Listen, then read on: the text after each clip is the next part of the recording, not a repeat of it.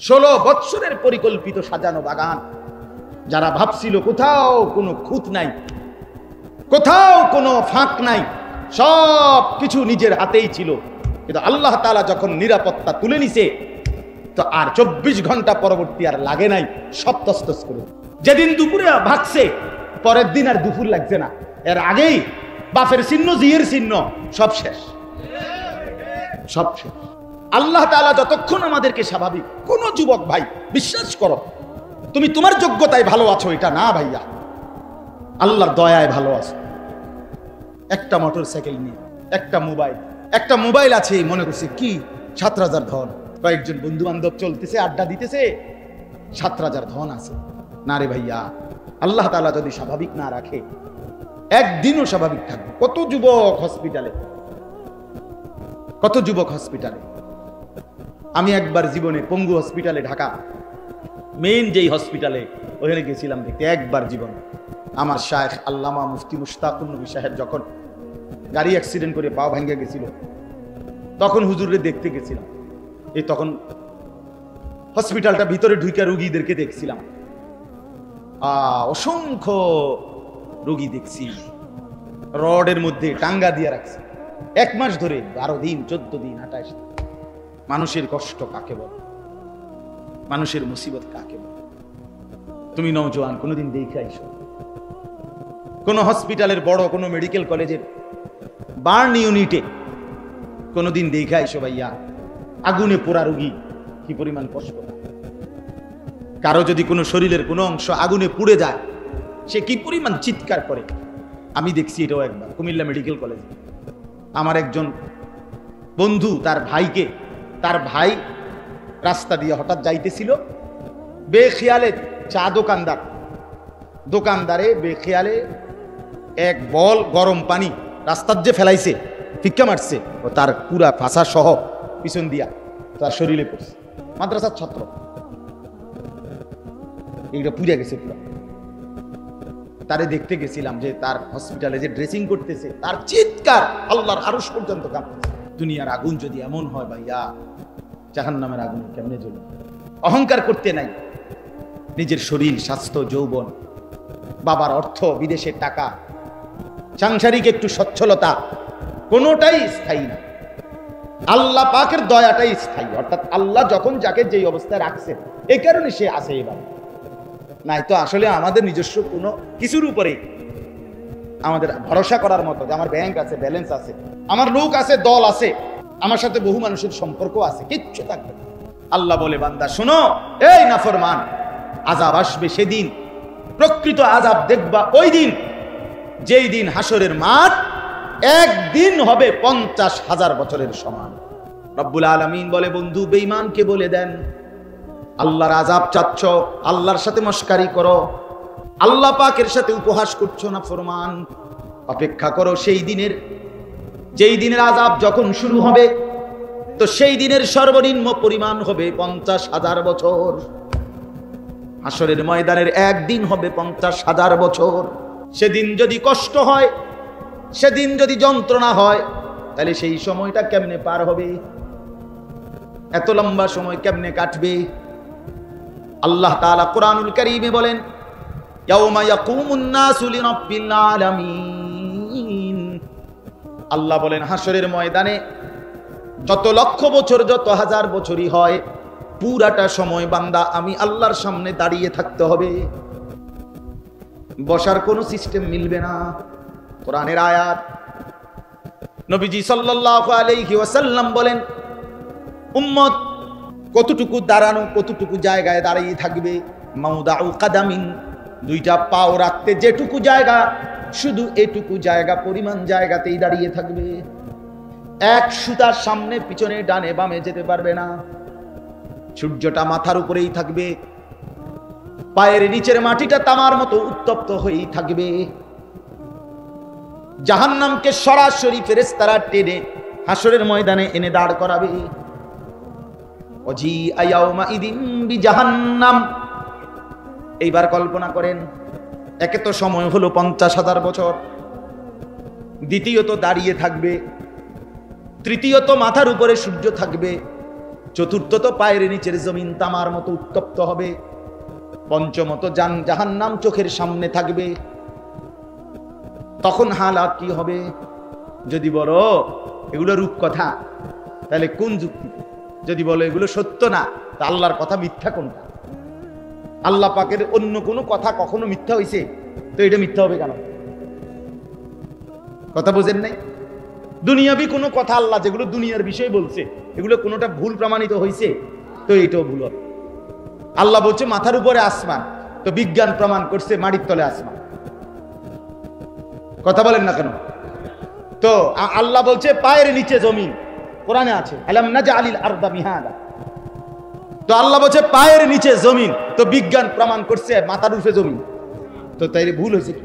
আল্লাহর দেওয়া কোনো তথ্য, রাসূলুল্লাহর দেওয়া কোনো তথ্য এই 1450 বছরের ভিতরে একটি প্রমাণিত ভুল প্রমাণিত হয় নাই, সন্দেহযুক্ত হয় নাই। তাইলে কবর, হাসর, আখিরাত, মিজান, ফুলসিরাত, পরকাল, হাসরের মাঠ, এগুলো ভুল হবে কেন? কারো কথা ভুল হইলে তো অন্য কথার মধ্যে ভুল পাওয়া যাইত। কথা বোঝেন না? তো আল্লাহ পাক দুনিয়াবি বিষয়ে যত কিছু বলছে কোনটা ভুল আছে?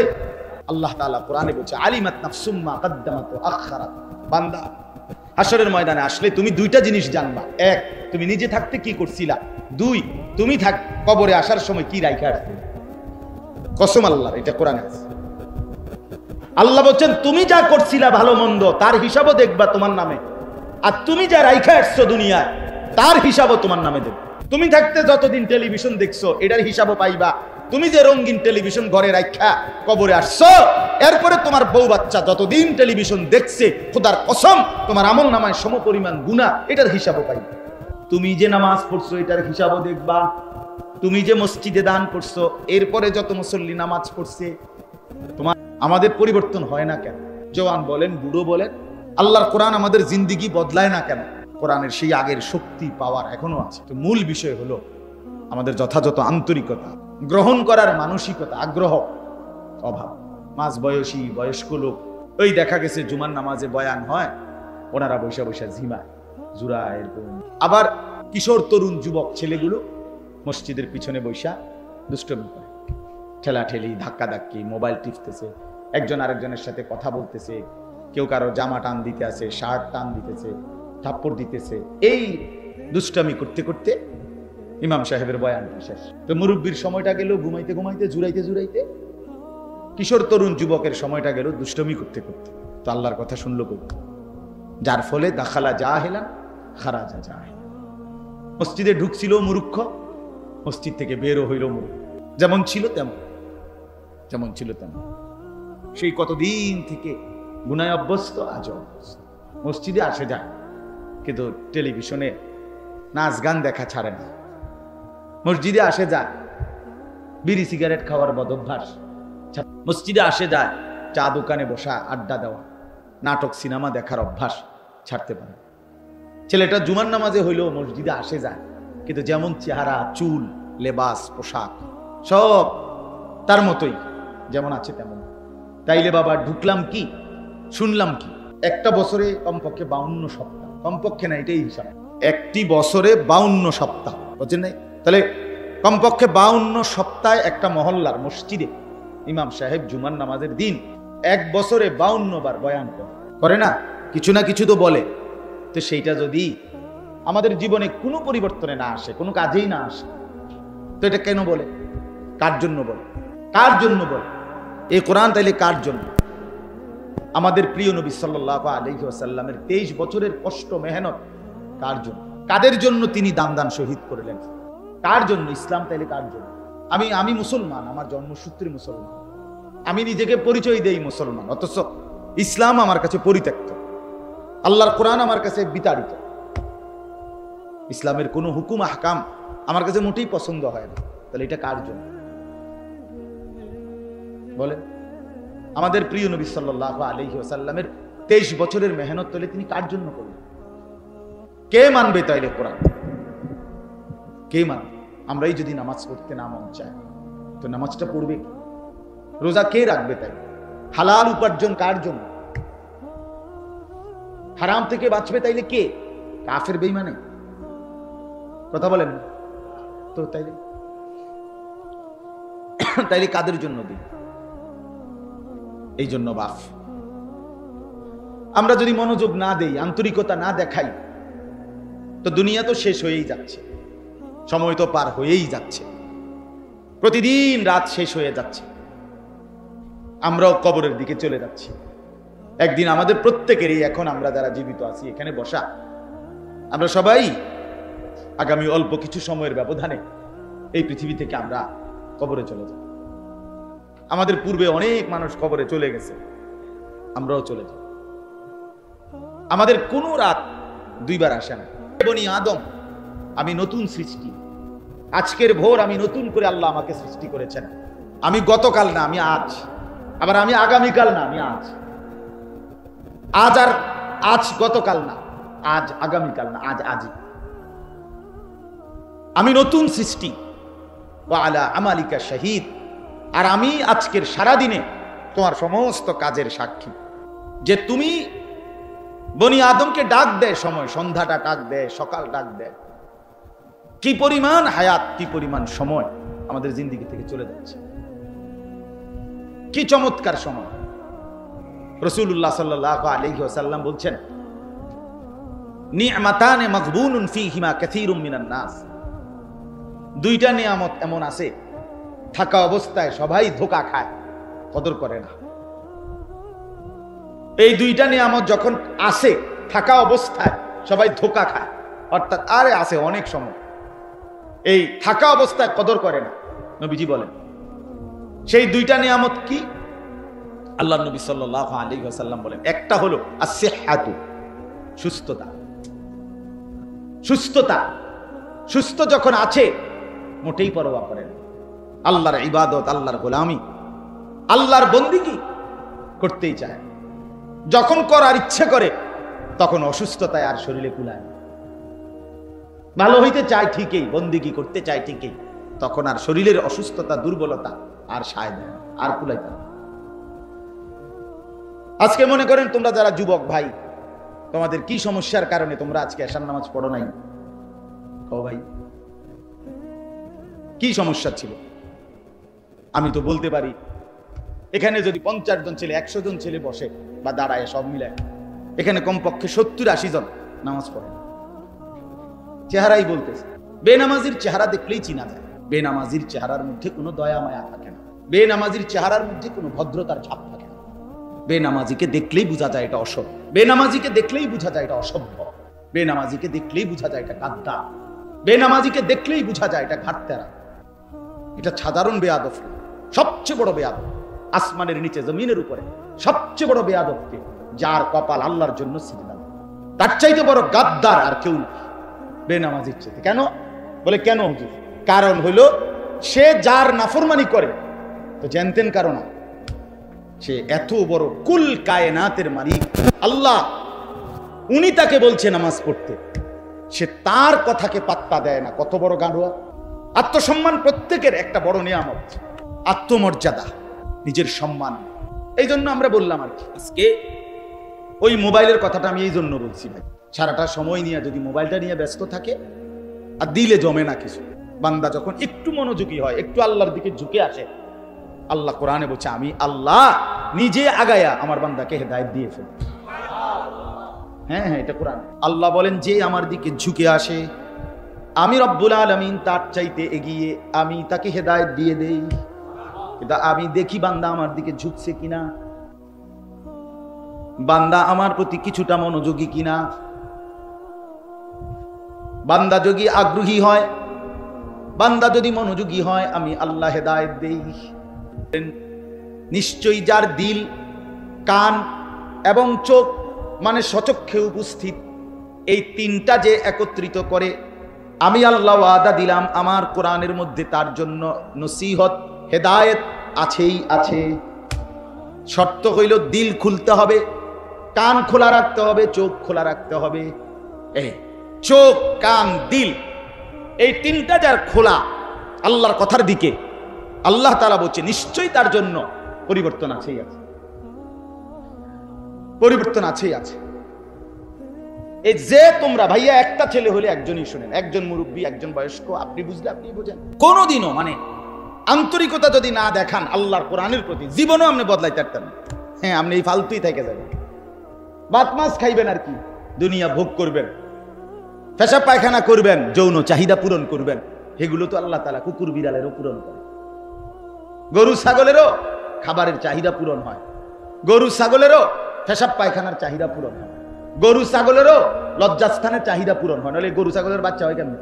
তা আমি যে মুসলমান, আমার আলাদা কি? আমার আলাদা বিশেষত্ব কি? পেশাব পায়খানা। একজন মুসলমানের পরিচয় কি? হাতে পেশাব করে এই জন্য নাকি? হ্যাঁ, ভাত কতুরি খায় এই জন্য। এটা দুনিয়া তো হাইওয়ান জানোয়ারও ভোগ করে, দুনিয়া তো কাফের বেঈমানও ভোগ করে, দুনিয়া তো নাস্তিক মুরতাদও ভোগ করে।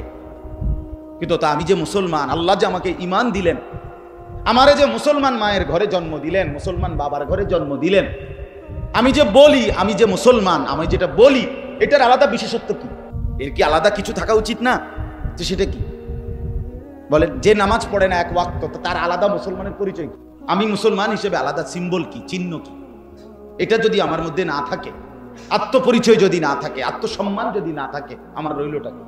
আল্লাহ নবী সাল্লাল্লাহু আলাইহি সাল্লাম বলছে, উম্মত সুস্থ থাকলে মানুষ কদর করে না, তার মনে থাকে না সে যে একদিন অসুস্থ হয়ে যাবে, সে যে একদিন দুর্বল হয়ে যাবে, সে যে একদিন বিভিন্ন রোগ ব্যাধিতে আক্রান্ত হয়ে যায়, তার মনে থাকে না। আর কি? ওয়াল ফারাগ। দ্বিতীয় নাম্বার হলো আল্লাহ রাসূল সাল্লাল্লাহু আলাইহি সাল্লাম বলেন অবসর। অবসর মানে অবসর আছে, এখন কিছু বন্দিগি বেশতি করতে পারে না, সেইটাকে কি করে না, মূল্যায়ন করে। এই গপসপ করে শেষ, অবসরটাকে শেষ করে দিল কিসের মাধ্যমে? গল্প সল্প, গল্পের মধ্যে। 3টা বাজে শুরু করছে আড্ডা, যুবক, রাত বাজে 11টা, 8 ঘন্টা কি করছো ভাইয়া? এই বন্ধুদের সাথে ঘুরছি, আড্ডা দিস। আস্তাগফিরুল্লাহ, 8 ঘন্টা মানুষ আড্ডা দেয়। কি আড্ডা দিলা? এটা কি কথা বললা? কিসের উপরে ঘুরলা? বয়স্ক লোক এই চা দোকানে 3 ঘন্টা, 2 ঘন্টা বসে আছে। কি করলেন চাচা? না এমনি বই আসিলাম। আশ্চর্য, আপনি না মুসলমান, আপনার না আখিরাত আছে, আপনি না কবরে যাবেন, আপনার না হাতে সময় কম, আপনার না সময় কম। রাসূলুল্লাহ সাল্লাল্লাহু আলাইহি ওয়াসাল্লাম বলছেন, একটি সাগরের মধ্যে কেউ যদি হাতের আঙ্গুল দিয়া আঙ্গুল চুবায়, তো আঙ্গুলের অগ্রভাগে যেই পানিটুকু লাগছে, এটা তো সাগরের এক সাইড কানা হয়ে গেছে, ঠিক না? পানি শুকিয়ে গেছে না অর্ধেক? কথা বলেন না, সাগরের টের পাওয়া যায়। তো আল্লাহ রাসূল সাল্লাল্লাহু আলাইহি সাল্লাম বলেন, উম্মত আখিরাতের তুলনায় দুনিয়ার হায়াতটা সাগরের মধ্যে আঙ্গুল চুবাইলে আঙ্গুলের অগ্রভাগে যেটুকু পানি লাগে এটুকু হলো দুনিয়া, আর বাকি সাগরের পুরা পানিটা আখিরাত। কোরআনুল কারীমের মধ্যে আছে, আল্লাহ তাআলা বান্দাকে জিজ্ঞেস করবে, বান্দা হাসরের ময়দানে তুললা, কবর থেকে যখন হাসরের ময়দানে উঠাবে, তো নাফরমান বান্দাকে জিজ্ঞেস করবে, আল্লাহর বান্দাকে আল্লাহ জিজ্ঞেস করবে, কতদিন ছিলা দুনিয়া? তো বান্দা বলবে, লাবিসনা ইয়াওমান আও বা'দা ইয়াওম, আল্লাহ দুনিয়াতে ছিলাম হয়তো 24 ঘন্টা, একদিন, অথবা তার চাইতে কম, 18 ঘন্টা, 12 ঘন্টা, 14 ঘন্টা। এই 60 বছর মনে হবে হাসরের ময়দানে দাঁড়াইয়েই মনে হবে আমি যেন 60 বছর 70 বছর দুনিয়া, মনে হবে যেন 24 ঘন্টা বা তার চাইতে কম।